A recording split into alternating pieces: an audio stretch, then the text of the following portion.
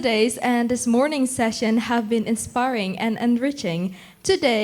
Now, we will continue our journey with more insightful plenary and parallel sessions, bringing together diverse perspectives under our theme, the roles of multilingualism and multiculturalism in achieving the sustainable development goals across the archipelago. We will start by moving into our third plenary session of the day. It is my great honor to invite our moderator, Associate Professor Dr. IRene Leong, to the stage. She will lead the session and introduce our distinguished speaker, Associate Professor Dr. Nalini Arumugam. Associate Professor Dr. IRene, the floor is yours.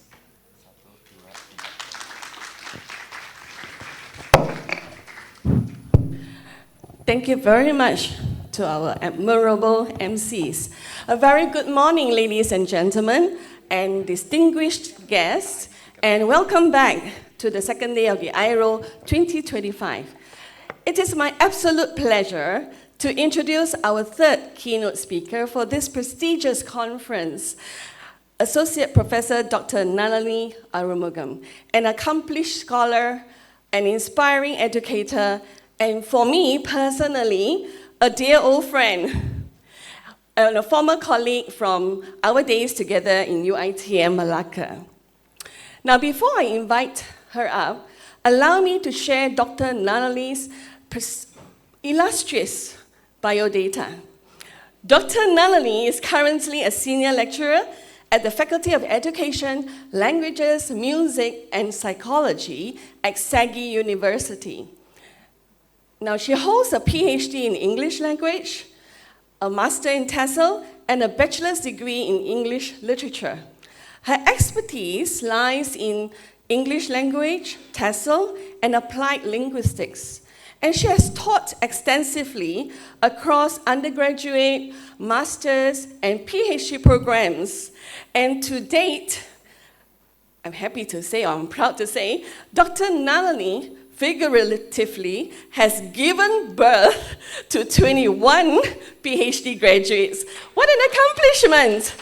I think, deserve a round of applause. Okay, it's not easy, right?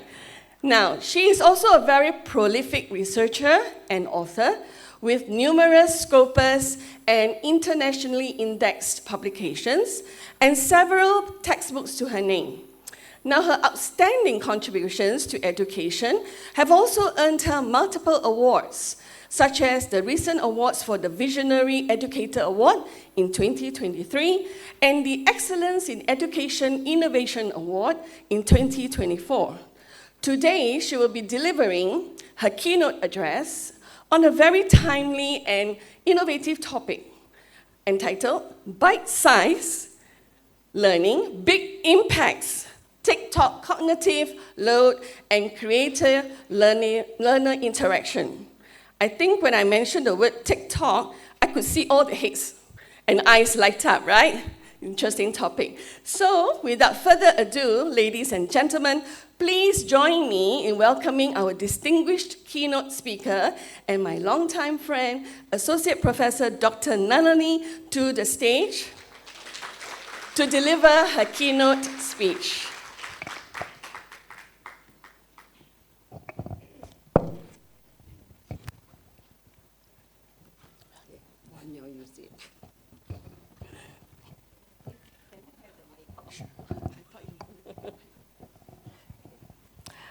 Hi, good morning, everyone. Okay, it's nice to see all of you, a lot of young faces, and of course we see some chairs are empty, but it's okay. Whoever is meant to be here, you are here. All right? Okay, before we start, I would like you to watch this video. Well, I don't, so will you please begin? Right, for the rest of this period, we're going to talk about shopping. Oh, I like him. He's very good. Shopping. I like his Polonaise. Bum, ba, bum, ba, ba, ba, ba, bum, ba, bum, ba, bum, Giovanni, that's Chopin. He must have misheard me. No, we're going to talk about shopping, buying things. Now, I have here various items which at some time or another you'll all probably have to purchase, so I'm going to hold them up and ask you to identify them, and we'll see how well you do, all right? Who should we start with? Ali. Yes, please. What is this? Apple. Yeah. Lovely. Jolly good. You're not supposed to eat it. Oh, I'm most sorry. I only had a small bite. May as well finish it now. Suli, what is this? It is orange. Orange. Orange. That's better. You really must work at those R sounds. I try very hard. Try saying, round the rugged rock, the ragged rascal ran. Round the lugged lock, the lagged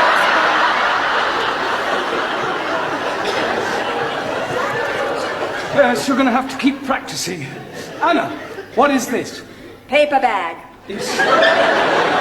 Yes, but what's inside it? I do not know. I cannot see inside.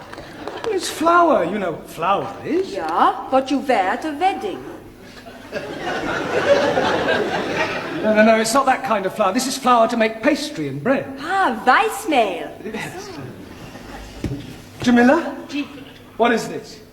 Gaja. Yes, I'm sure you're right, but what is it in English? Angrezi mein nahi pata. Have you never heard of a carrot? Carrot. Yes, carrot. Oh, huh. Horse and carrot. Incredible. No, Jamila, that's horse and cart. This is a carrot. Right? Who can tell me what these are? Fish fingers. Good. Well done. Excuse, please. No, Ali, don't say it. What do I not say? You were going to say something about fish not having fingers? Yes, please. Yeah, well, don't bother. Max. Tomato. Good. Taro. Potato. Potato. Ah, so. Okay, you watched a short TikTok video here, all right? Okay, by watching this, what do you think you have learned? It's not just humor, but it is, you have humor, you have nostalgia, and there are also language barriers. You see how we have language barriers, and it becomes a global conversations. In less than 60 seconds, you have learned different barriers, different ethnicity, different countries, we have different barrier.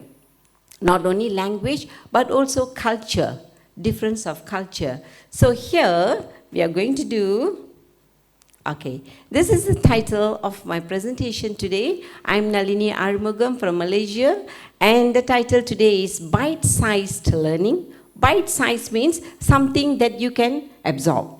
Not so much, just little by little, and brings big impact through TikTok.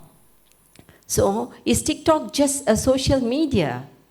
So, I'm relating TikTok to cognitive load theory and the creator-learner interaction. Okay, before I start my session, I would like to thank the organizing team, UiTM Malaysia Malacca, and also Gajah Mada University for giving me this opportunity. Okay, we shall start now. TikTok. Actually, you ask me, I'm not a friend of TikTok. But I started looking into it after taking this topic. Okay, look at this TikTok here. So what do you find here? The revenue that TikToks bring. Look at the revenue from 2018. Look at 2024. It's advertising. The blue section is representing advertising. And the orangey is app for purchasing goods, purchasing item. And the green represents commerce for business. On the whole, the usage of TikTok is a trend in all fields. So, is that only for industry? Here, look at the revenue it brings year by year. So the total is 2025 is 33 billion it has brought in. So, when it's bringing a lot of revenue, what does that show? Anyone? When it brings so much of income, what do you understand? Okay, you have not warmed up yet. I will give you the answer. It shows that more people are using. It's becoming very famous, more and more in the use. So, here, monthly active users. How many people are using? Look at that. 1.69 billion monthly. And here, this is important for us. You can see here, participant distribution by region. So we have Middle East, North America, Europe 23.3, and look at Asia. So Indonesia and Malaysia, we are located in the Asia continent. And you see, Asia has the highest number of users, 68.9. So that is the region. And look at the country, the highest use or users are from China. So Indonesia represent 3.9. Malaysia is not shown here, so that means it's smaller in number. But when you look at the youngsters, a lot of them use TikTok because this is the trend. Yeah? Sometimes, you want to do something, whether you like it or not, but you do not want to feel left out. FOMO. You feel that, oh, I do not want to be left out. So you want to be in the group. So the trend now is TikTok. All right? So let's move on. Okay, this is by gender. Okay, by gender, 43.8% by males and 56.2% by female. When you open the female TikTok, you will see a lot of females sharing or expressing their ideas and their mindset and their feelings and whatever happens at home. All right? Okay, here. I'm just touching here. It's a kind of revision for me to see that TikTok has reached 1.6 billion active users in 2024. I've taken this from research, not my own number. Okay? So every year. And then 5th largest social app. I remember when we were growing in 90s or 2000, we always talk about Facebook, but here it's the TikTok. It has really gone high. And bite-sized learning. So in digital world, why must we have bite-sized learning? Why? So we understand that although we are all human beings, but not all of us have the ability, cognitive ability to absorb things at the same level. So we are also created that we have to go step by step. But sometimes we do not have the time to wait for one step by step. We tend to rush into things. Here, learning in small and focused chunks. And whatever we learn, research shows it lasts for 3 to 5 minutes. Okay? 3 to 5 minutes. Unless you study. Your studying is different from sitting and listening to a class or to a lecturer, to your teacher. So TikTok helps you to not only learn bite-sized small chunks, but it also gives you a kind of micro-learning. So what is so unique about TikTok's position here? The content is designed such a way it brings a big or a maximum impact. For an example, here, I would like to share with you, we are created to learn, like a highway. When you go in the highway, there are 4 lanes, all right? So each lane is meant for 1 row of cars. So that's how we are designed. I'm bringing to our practical because I saw when we were coming from the airport, the traffic was heavy. It's very, very common even in Malaysia, the traffic. So I'm bringing the practical example for the highway. So how do we manage that? Row by row, lane by lane. So this is how we meant. So this is very much related to TikTok. So here you see, now the modern world, this is what is happening. Crisscross, everywhere you go.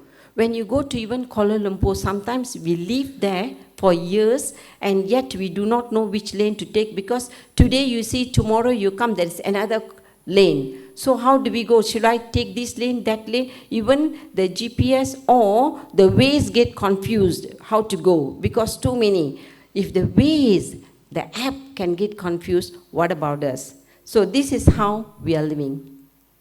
Full of traffic, knowledge, traffic in knowledge, traffic in learning, traffic in classroom, traffic in teaching, and traffic in assignment. So many things here. So I would like to relate this with this cognitive load theory. This cognitive load theory was created or founded by Sweller in 1988. So Sweller said it is, we have our brain is set with intrinsic load, extraneous load, and germane load. So intrinsic load, it is like complexity of the language point. Since this is language conference, I'm touching on the language part.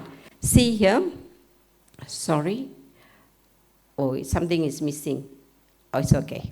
Okay, so intrinsic load. So complexity. So some language naturally, some parts are easy. Okay, some parts are easy. And naturally, even language, certain parts are a little challenging. For an example, you want to teach past tense, present tense. Students will say, regular past tense, see. Is it regular? See? No. So you see, when you say walk, walked. Jump, jumped. Suddenly you ask a student, younger ones, cut. They will say, cutted. So you see, because some are naturally, it is easy, some are slightly challenging. So that's what here, it is not how we are teaching. It is challenging by nature. So that part of it. The next one, extraneous load here is, we have got some challenges. So our brain must be able to filter information, not only information, but also you filter your visual. What do you see? When I'm seeing, my daughter used to say, some people are selective listeners. Selective, we select what we want to see. I select, do I want to see the hall filled or do I want to see the empty spaces? We select. When the lecturer is teaching, you select. You are looking at the lecturer's content or you're looking at the lecturer, oh, what is she wearing? You select, right? So that is the extraneous load where you have some distraction. If we are human beings, we do have distraction. Finally, you go to the germane load where engaging challenge like repeating of phrases. When we were learning in school, my teacher, English teacher, always will give us tongue twisters. Betty bought the butter, butter was the bitter, and bitter, and then halfway we don't know what we were saying, we will just run around, like sing song like that. So that was how, this is what we call cognitive load theory. So naturally, we have got these challenges. So here, this is another part, how we go intrinsic. From intrinsic, cognitive, difficult and easy. So you look for how do you simplify. So this is for teachers and also for students. When you want to create your short notes for your exam, so create the short notes. Simplify. You do not have to learn the bombastic language, but learn to get the content in your own level, in your own way of understanding. So extraneous, how do you avoid distraction? Train your mind. I remember once a master from India, he used to say, when you do a bullock cart, when you make a bullock cart, you have to train the bullock to walk on the road. And then you also have to train the bullock how to pull the cart. You have to train the bullock also to walk and then carry the weight. How do you balance? So for a simple bullock cart where you don't use 24/7, you have to train so much. But what about our mind, human mind? We have to train ourselves. You know, it is so many things. So you train ourselves to avoid distraction. And finally, how do you emphasize on repetition? When we were in schools, we had a lot of repetitions. Because the old system believes repetition creates reinforcement.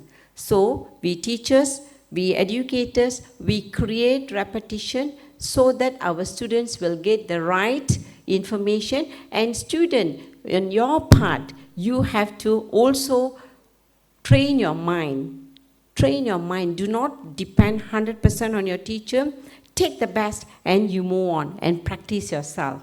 Okay, theoretically, this cognitive load theory explains how the brain processes information through working memory. So we do not remember everything, especially this juncture, the generation Zen, Y and X and Z, their memory power is different. Their focus, the attention span is shorter due to the distraction.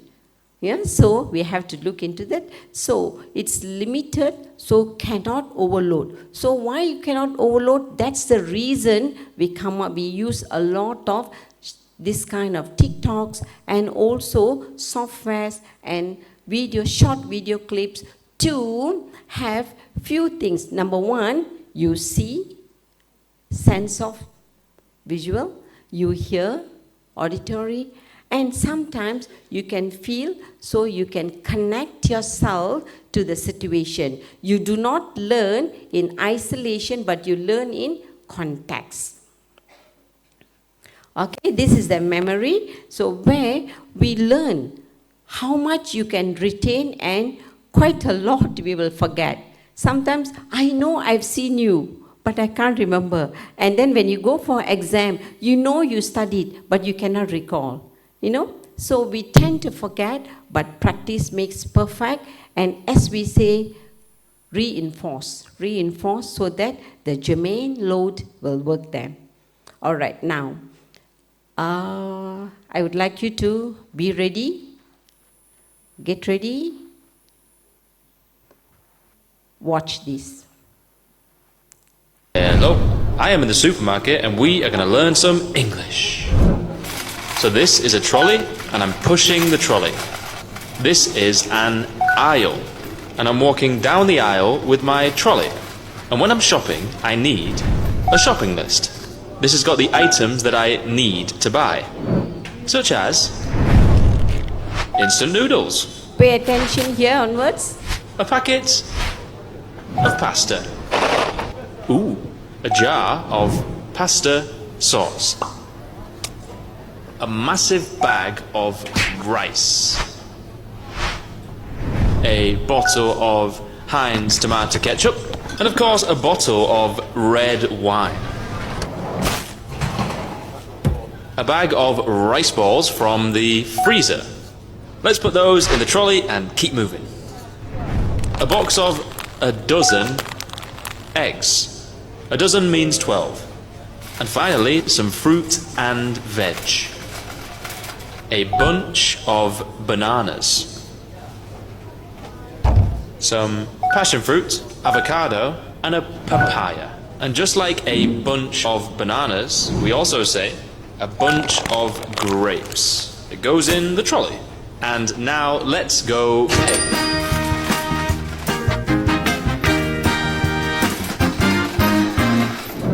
Alright, now it's time to check out. So we've got the trolley here, and this is the till, or the checkout. Hello, I am in the supermarket. Hello. Okay. He's just testing you, and I'm also seeing whether you're paying attention. Alright, now, because research says our attention span is only 8 to 12 seconds. So now you have watched, I would like to know, can you remember his shopping list items? Okay, can we have anyone? And anybody? Come the floor. What did he buy? Yes, Dr. Mo. A packet of pasta. She loves pasta, so she remembers that. Yeah, pasta. Others? Yes. Cannot hear.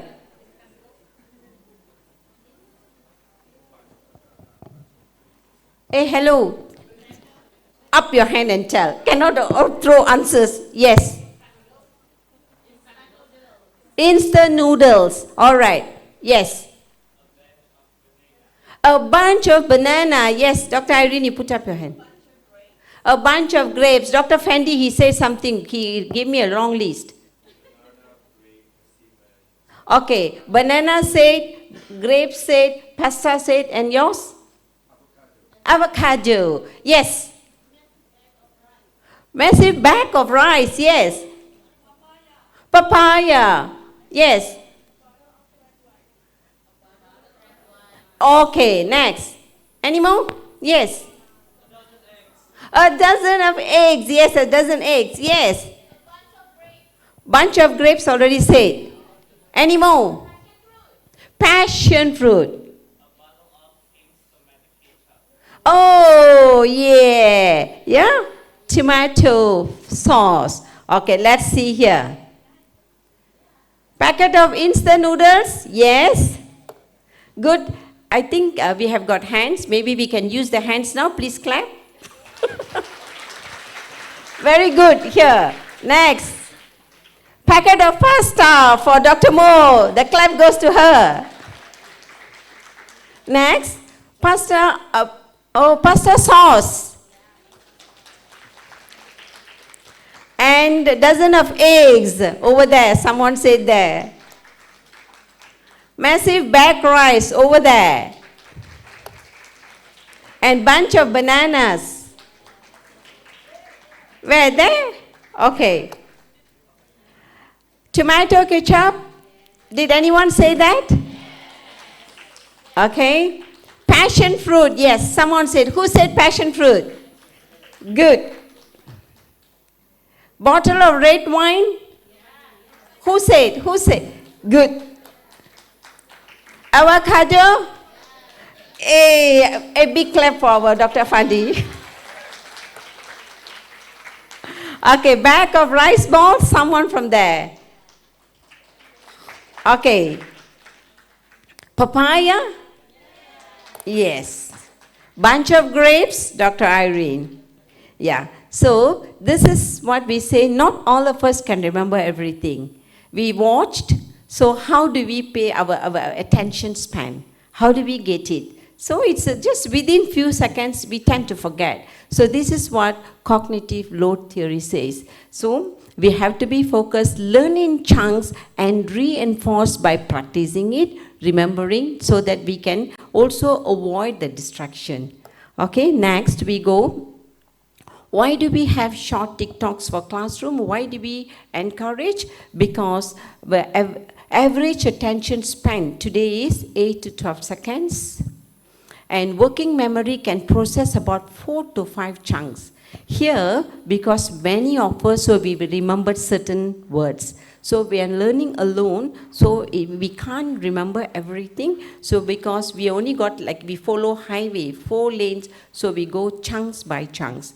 And also to the short videos, also match this limit, the limitation that all of us have. So TikTok and short videos, it matches this. So indirectly what we are saying, try to follow the trend so that we satisfy the need and the desire of our client. For lecturers, educators, our clients, our stakeholders are students. Students, wait till it comes to you, your section, yeah? All right, next. Now, for educators finish, now this section is more for students. How do you respond here? Trend-based, of course, trend-based, this is also. Sometimes, in fact, my children will teach me.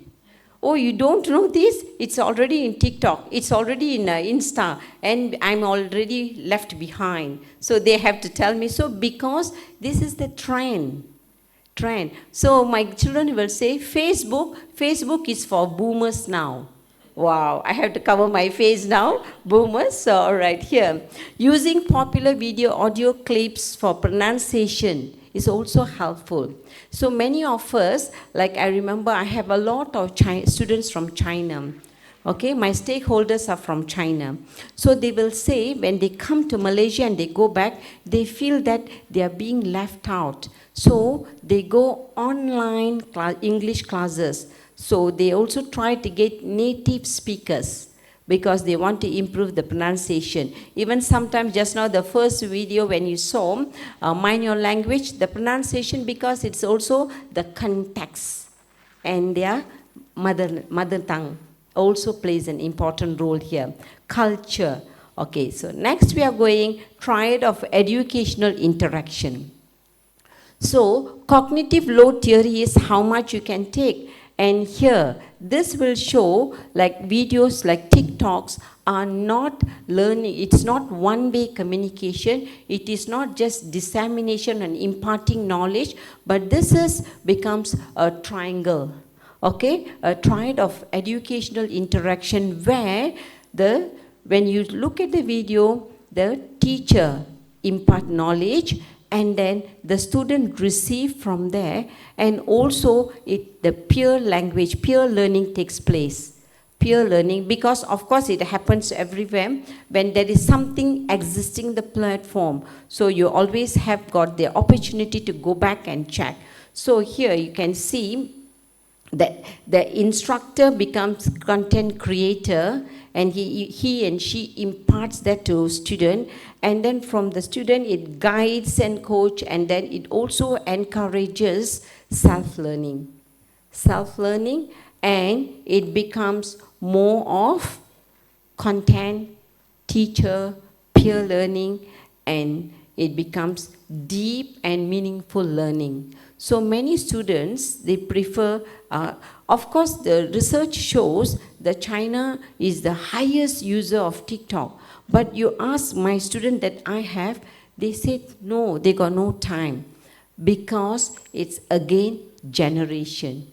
They are not the Gen Z because they are all PhD students and they are all adult learners. They say for them to manage with career, family, and their education is difficult, they got no time. But the undergraduates, you ask them, everything you talk is TikTok. Everything comes TikTok. Okay, the students here, are you a regular user of TikToks? Do you like your teachers to teach you, or do you like to learn from TikToks? They are scared to answer. Because the lecturers are here. So I know, I saw your gestures and your body language. All right? Okay, here. So here one example, this I learned from my student. They would like to always have native speakers creating content especially for learners. So today I'm not showing much of native speakers because I know that our audience are different, but they say that it is good you can learn English from a native speaker. So Dr. Mo, you are in a high demand. All right? So learner to learner, it's also happening like teaching learner to learner, and sometimes you can see it is not only the right one they put on TikTok, they also criticize. A lot of criticism takes place. So again, it's our discrimination. You must know how to discriminate what you want to take, what you want to drop out. So you have to see what do you want to take, not to take everything. So criticism, you think you want to learn for critical thinking, yes, but not to make a person go low. So that part of it next, professional educators adapting to TikTok format. So, if you are teaching undergraduates and the students, if you are going to be a teacher in the future, it is always good. I lately saw in Malaysia a mathematics teacher.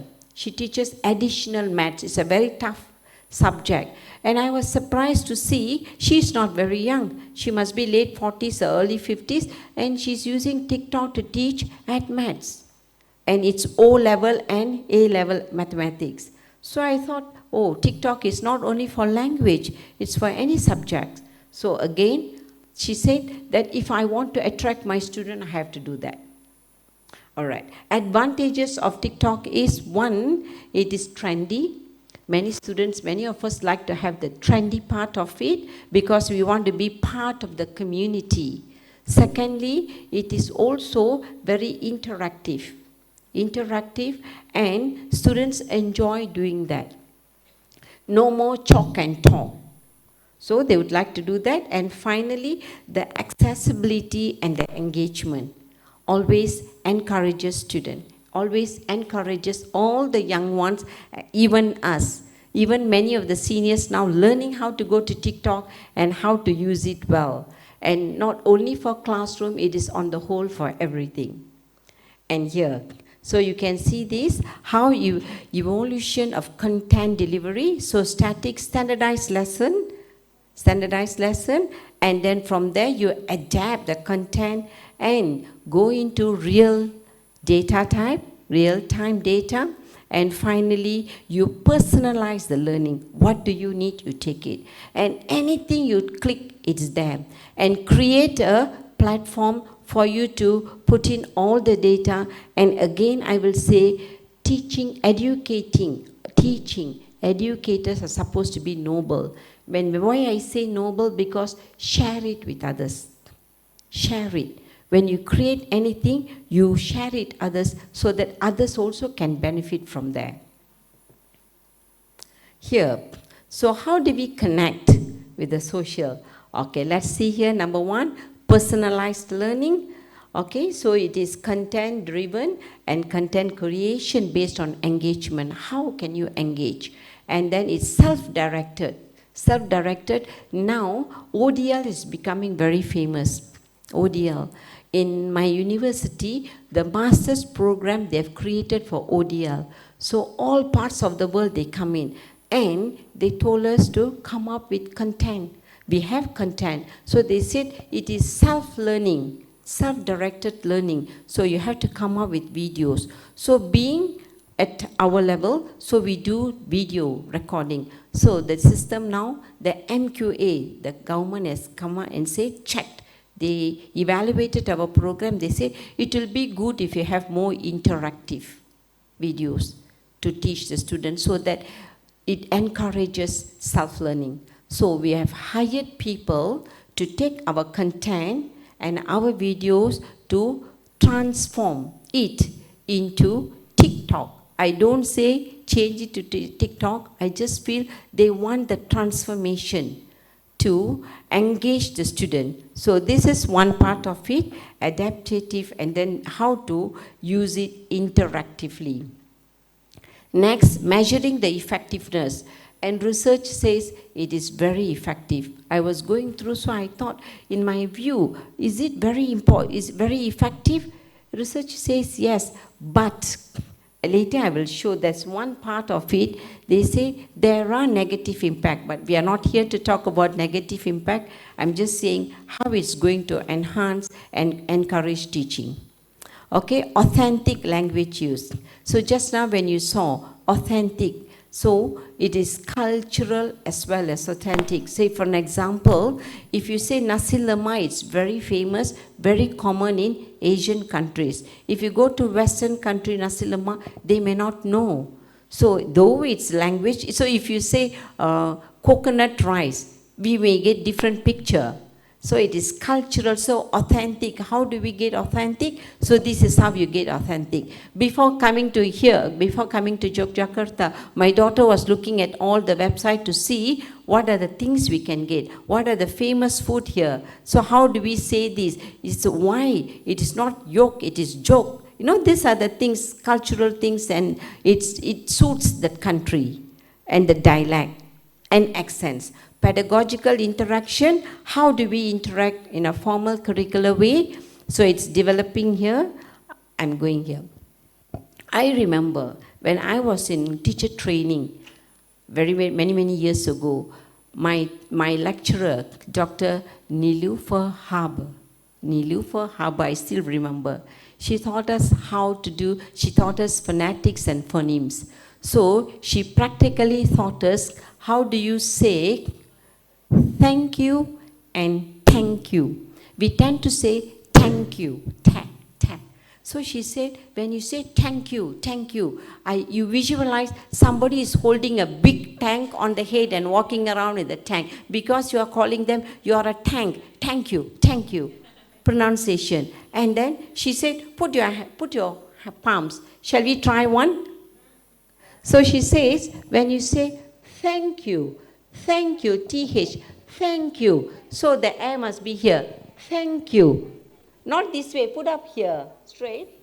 When you say thank you, if it's a correct pronunciation, thank you. So you will feel here. So when you say thank you, you're a tank, you'll feel here. Okay? And then you will say like thought, teach. Past tense of teach is thought. Though the thought will come here. When you say thought, it will go here. Thought, TH, thought, the tongue. So all that, when we were in college, my lecturers taught us. But current system, we don't teach. Nowadays, we don't teach. We teach them phonetics and you learn. So what we will say, okay, go to online, the videos are there, learn. So that's one part of it. Let's see here what happens. Pull, pull. Pull, pull. What's the difference between these two sounds? Repeat after me. Pull, pull. Look, Luke. Full, fool. Would, wooed. Can you tell the difference? The sound is a shorter vowel sound. Pull. The sound is a longer vowel sound. Pool. Listen again. What word am I saying? Pull. Pull. Okay, Look. I'll stop here. Pull. Can we try? Say. So my lecturer said pull here. Pull. Pull. The mouth. Pull. So we used to laugh, and practically those days we didn't have laptop. We had to bring a small mirror. So we have to see the mouth. So we used to laugh at our friends. Okay, shall we try now? Say pull. You're pulling. Pull. The other one is pull. Pull. So this is how we were taught, and now you can see here. So again, I would like to see here. Let's play one more. Pull, pull. What's the difference between these two sounds? Repeat after me. Pull, pull. Pull. Yeah? Look, Luke. Full, fool. Would, wooed. Can you tell the difference? The sound is a shorter vowel sound. Pull. The sound is a longer vowel sound. Pool. Okay, I will stop here. Actually, for Dr. Mo, it is, maybe you'll be thinking, how is it? But this is very important in our country for us to have the right pronunciation, especially those who are majoring in English language and becoming a teacher. Yeah.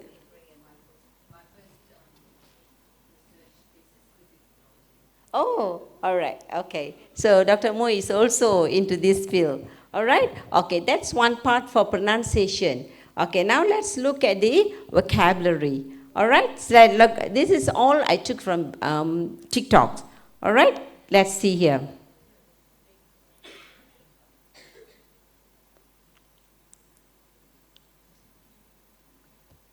A fake doctor is called quack.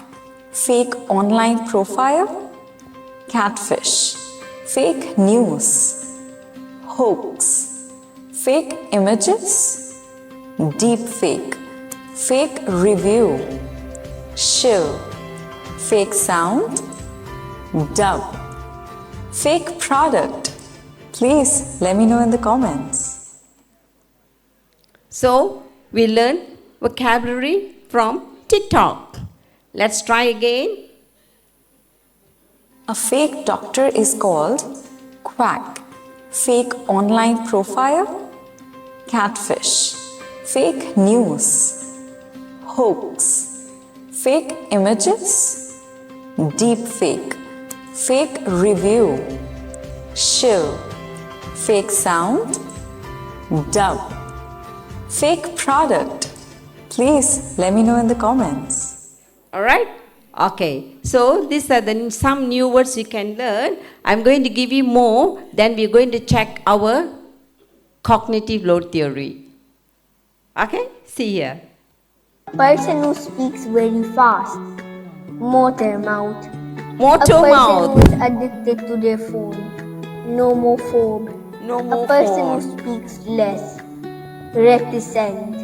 A person who takes extreme risk. Daredevil. A person who can be easily fooled. Gullible. A person who doubts everything. Skeptic. Someone who loves to fight. Bellicose. One who believes in luck. Fatalist. A person who tells false stories or lies. Fabulist. Fall for more. So we may say a lot of fabulous around. Okay? All right. So this is just to show that some of the words that we can learn from TikTok, even the adults. All right? Okay. Now, time to test your memory. Okay?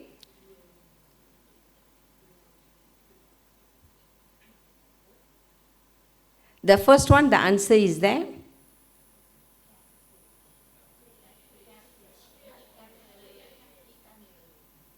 Okay. A fake doctor is called a quack. So from now onwards, put up your hand to answer. The first one is, first one is to warm up. All right? Okay. We would like to encourage the students to participate. Sai, get ready, Sai.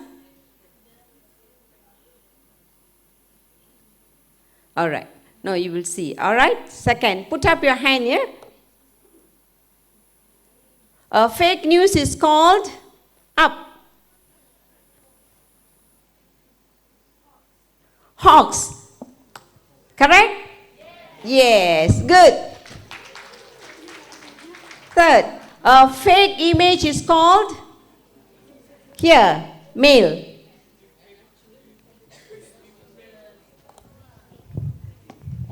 Correct? Deep fake. Yes. Third, a fake review is called sure. Yes.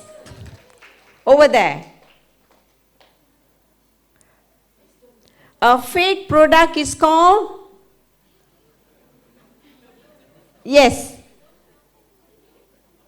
Yes.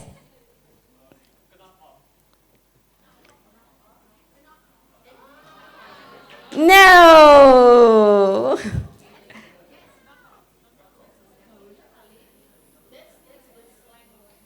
Oh, he said correct answer? I didn't. He gets said correct answer, maybe the pronunciation you see again. Yeah.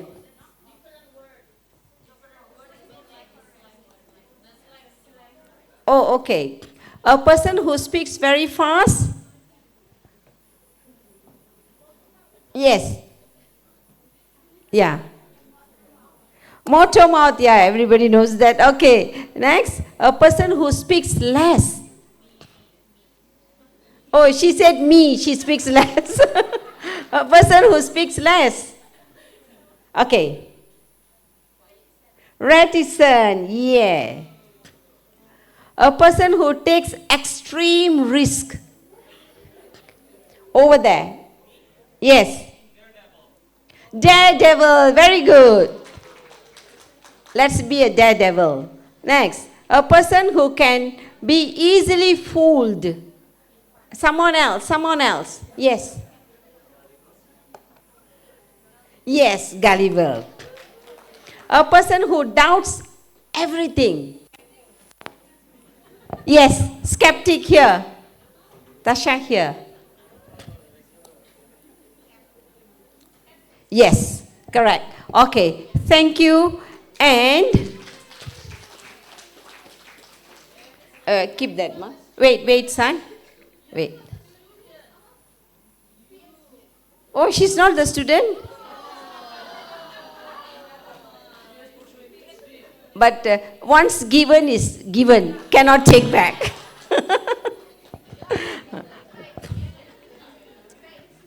A fake student, yes, fake student.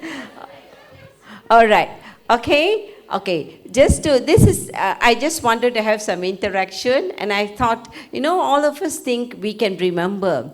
And sometimes when we go for any session, we don't even take notes, we think we remember. But this is what happens. Just few minutes ago, and then it just goes away. So it's always good to reinforce, at least when you write, you remember better, take down notes and things like that. And with that, I just would like to say TikTok plays very important role, and we go. Actually, I thought I'm given an hour. Organizer? An hour? Yeah. Okay. All right. So the key takeaway from here is, number one, TikTok matches attention span and working memory limit based on cognitive load theory.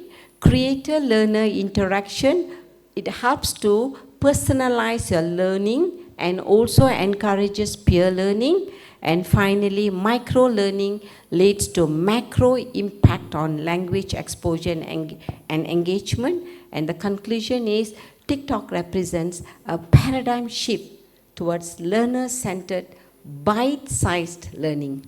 The platform suggests a broader application for micro-learning in education, and it definitely helps us to change the landscape in education, and for all of us, students and educators, micro-learning isn't replacing. Nobody can replace teacher. That one part we have to agree. Dr. Mo, you agree with me? Nobody, even anyone, AI, none can replace teacher. It's not replacing classrooms, but it's reshaping how learners connect with language. Before I take off, I would like to say, as educators, I always believe that we have to focus on 3H. What is the 3H? Anybody would like to guess? 3H. 3H. Would like to guess? This is the 3H. Head, heart, and hands. Head, heart, and hands. If we are going to use to teach only the head, we will produce a lot of white-collar criminals. So let us educate and learn using our head, heart, and hands. Yes? And with that, there are 3 types of educators. If the educator is going to use only the head, we always tend to complain. The students are not good. The students are not doing their homework. The students are not. So, because we are only using the head, cognitive. But the educator who is using the heart, she feels a lot of responsibility, and she feels, I'm the responsible person to educate my students, so I must explain until they get it. So you explain. Do you want to be an educator who complains, or an educator who just explain because I want you to learn? Or a person who just wants to impart knowledge? So there are 3 types of educator. When you integrate, amalgamate all the 3, then you become an educator who inspires everyone. So what kind of educator you want to be? A person who complains, a person who explains, a person who impart knowledge, or an educator who inspires everyone? Now, the choice is yours. You want to inspire? Integrate all the 3 and inspire your student, inspire your colleague, inspire yourself, so that we become a holistic, educator. With that, I believe end of education is character. It is not just education alone. You want to serve the community, you want to serve your nation, be a good educator, be a good student, and let us inspire ourselves and be the agent of change. I would like all of you to stand up now. Can we have all of you to stand up now? No laptop, you can't do with the laptop. Yeah, you space out yourself. Before I end the session, I would like you to be part of this end. Ready? Ready? All of you going to be part of this? Closing. Let's go.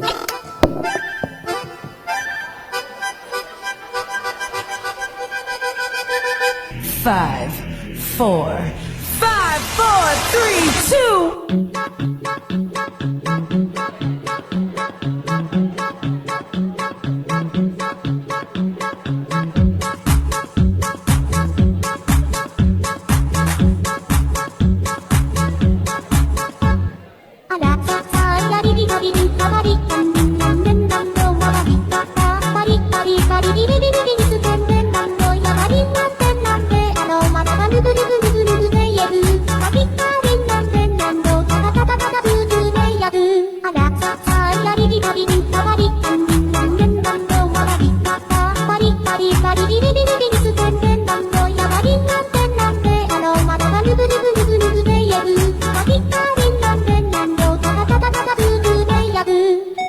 The band who is not doing, you must come in front then.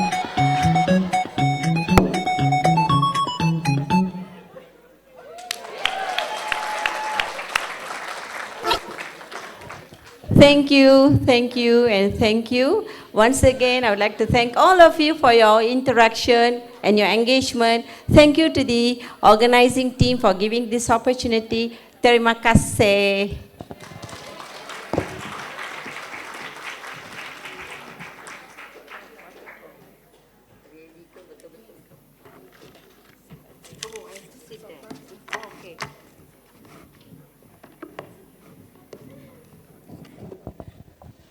Wasn't that a fabulous presentation?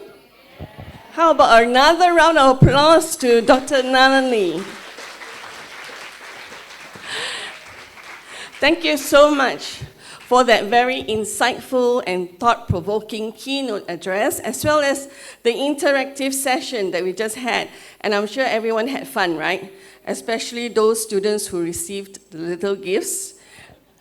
Now, Dr. Nalini, your keynote reflections on the role of micro or bite-sized learning and digital platforms in language education have really given us some fresh ways to think about how we can teach and engage students in language learning classrooms. Am I right?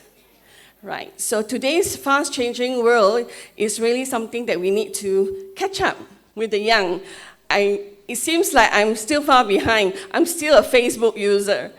So the boomers. So a lot of catching up to do. So in keeping with the schedule, I think we probably have time for maybe just 1 or 2 questions from the floor. Does anyone have any question? Okay, can you please stand up? The mic is coming towards you. Please state your name and affiliation and pose your question. Okay. So my name is Iza and I'm from the Applied English Study Program Batch 2023. And I would like to say that it is great that we can maximize the use of TikTok in our teaching. As you mentioned before, that the average attention span of us is 8 to 20 seconds, if I'm not mistaken. I would like to ask, is there any way to avoid the risk of getting our attention span to get shorter or worse? Because as we can see, young kids nowadays, I'm also a young kid, but young kids nowadays have a very concerning amount of attention span. They cannot process videos longer than 1 to 3 minutes is the max, and they can escape the urge to scroll every time they go to videos on TikTok.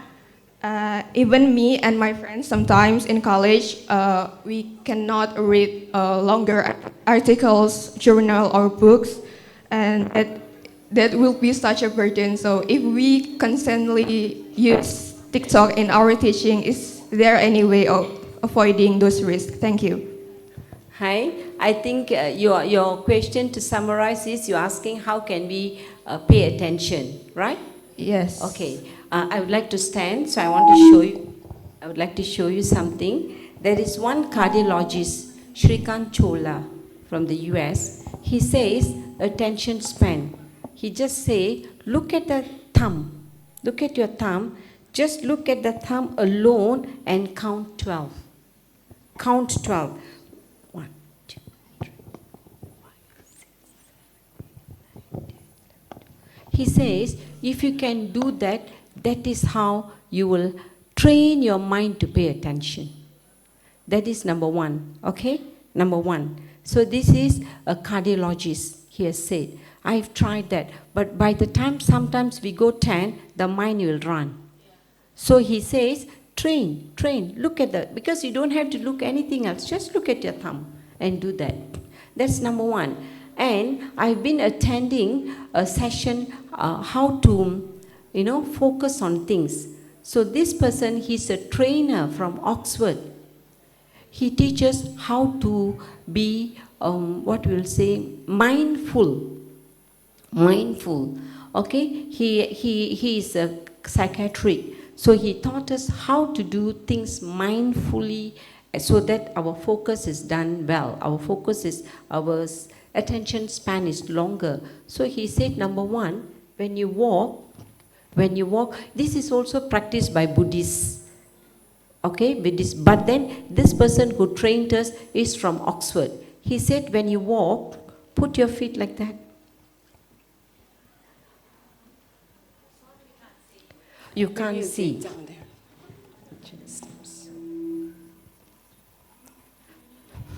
So when you walk, he says, you learn to walk this way. This is one way to pay attention. Joe, your feet, one. So he said, when you carry your feet, don't carry your leg, don't carry just like that. He said, put your the front part first, and then here. So not obviously this way, but then without shoe, I think this way. So he said, do that. So I attended a session to improve mindful walking, mindful sitting, mindful eating. So the mindful eating didn't work for me well because I couldn't eat mindfully. I just want to eat. So, mindful eating. So this trainer from Oxford, he said this is how it improves our attention span, focus. Yeah. So, but I do practice the sitting, and consciously when you sit, close your eyes. All of you sit up comfortably. Close your eyes. Close your eyes. Feel yourself sitting on the chair.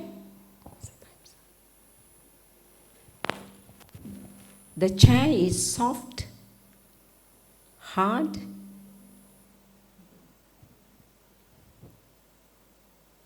How do you feel your bottom sitting on the chair? And gradually focus on your feet. Feel your feet beneath it,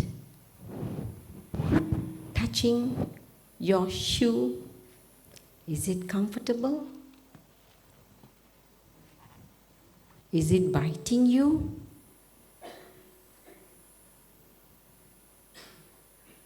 How do you feel from the bottom part of your feet and towards go upwards and feel the chair touching your back? So this is, thank you. This is one way for you to feel grounded. But of course, when he taught us, we were not wearing shoes. So he said, feel beneath your feet touching your ground. So feel the chillness. So you really feel. So that's when we go live at the moment. So when we learn to live at the moment, our focus will be better. I think I've answered. Yeah. Thank you very much for the question and for Dr. Nalini's response. And I think, how do you feel? Do you all feel good? Yes, we all did. Good. So, well, ladies and gentlemen, I'm afraid we have run out of time and we have reached to the end of the keynote session. So if you have any questions, you can always approach Dr. Nalini after this. So once again, if you've really felt good after this session, please let's give another big round of applause to Dr. Nalini for sharing such an interesting session.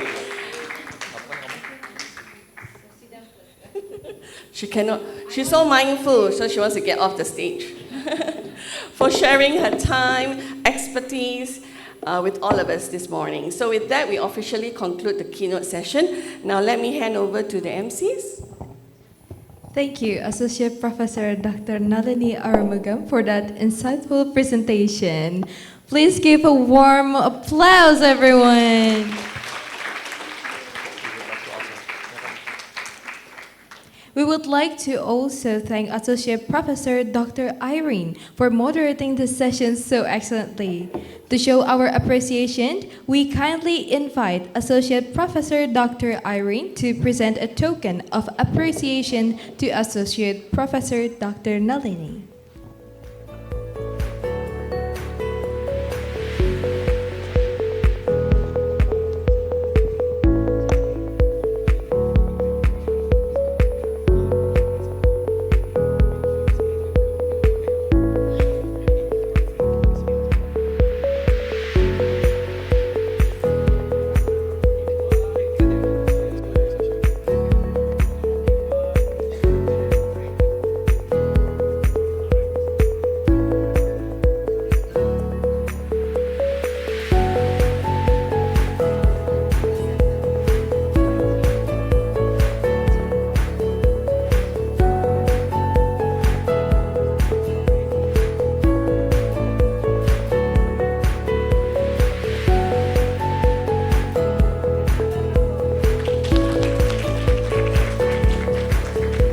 You to our distinguished speaker and moderator.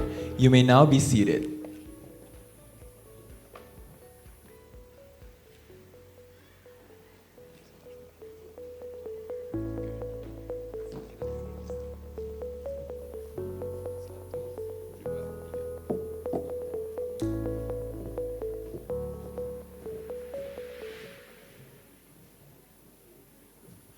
Ladies and gentlemen, now we will continue to our next parallel sessions. All participants are kindly asked to proceed to their assigned rooms based on the screen in front of you. The lunch break will also follow the session. And please return to the ballroom by 1 p.m. as we continue with our next plenary sessions. We also would like to remind all participants who haven't submitted their PowerPoint presentation to submit it through the provided QR link. Thank you.